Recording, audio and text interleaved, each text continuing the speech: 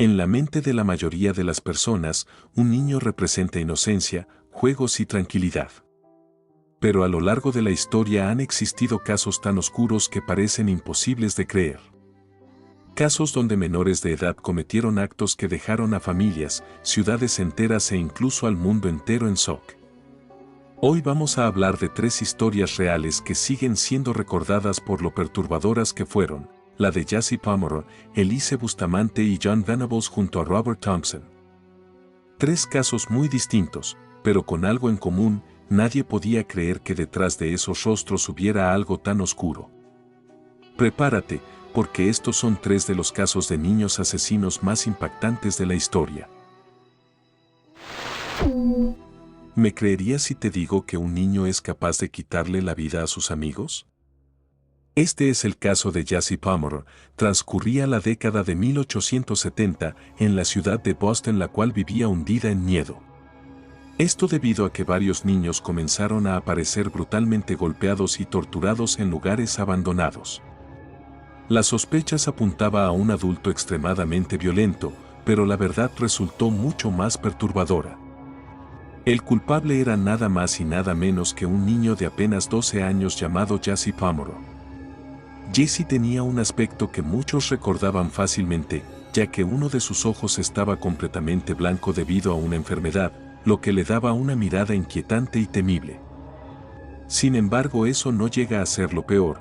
Lo que realmente aterraba era su comportamiento, ya que desde muy pequeño mostró señales de una crueldad extrema hacia otros niños. Entre 1871 y 1872 comenzó a atraer a niños más pequeños a lugares aislados prometiéndoles juegos o dulces. Pero la verdad era otra: una vez solos, los golpeaba, los torturaba con objetos afilados y los amenazaba para que no hablaran. Varios de esos niños perdieron la vida, pero hubo algunos de ellos que sobrevivieron y describieron escenas que dejaron a la policía completamente horrorizada. Finalmente fue arrestado por su crimen, pero a sorpresa de muchos, poco tiempo después fue liberado al considerarse que aún podía rehabilitarse debido a su corta edad. Lo que las autoridades no tomaron en cuenta es que esto era un error garrafal, con las peores consecuencias que puedes imaginar. Para 1874, 2 niños del pueblo desaparecieron nuevamente.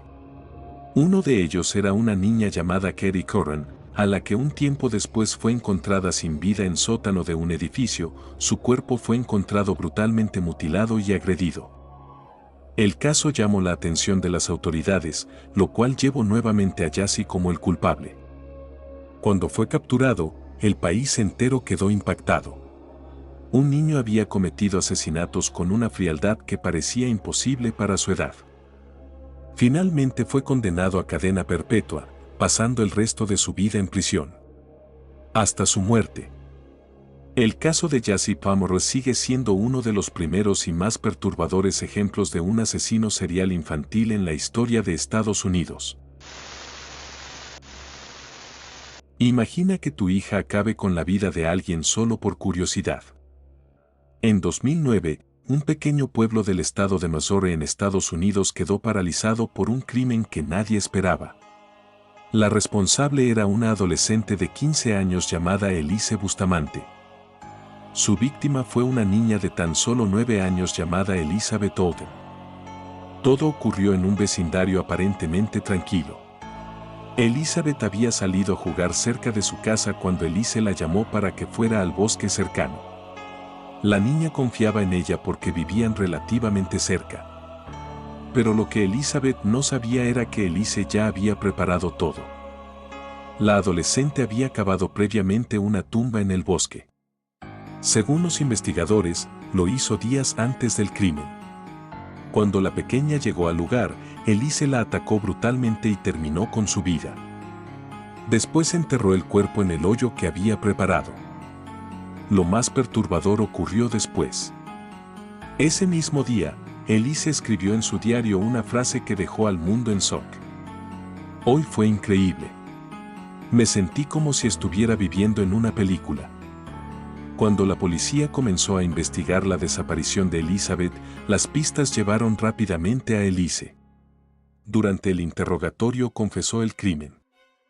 En 2012 fue condenada a cadena perpetua con posibilidad de libertad condicional después de varias décadas.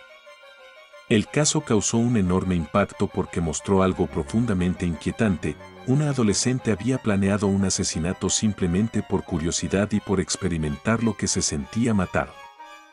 Una historia que dejó una pregunta aterradora en la mente de muchos: ¿qué puede estar pasando dentro de la mente de alguien tan joven?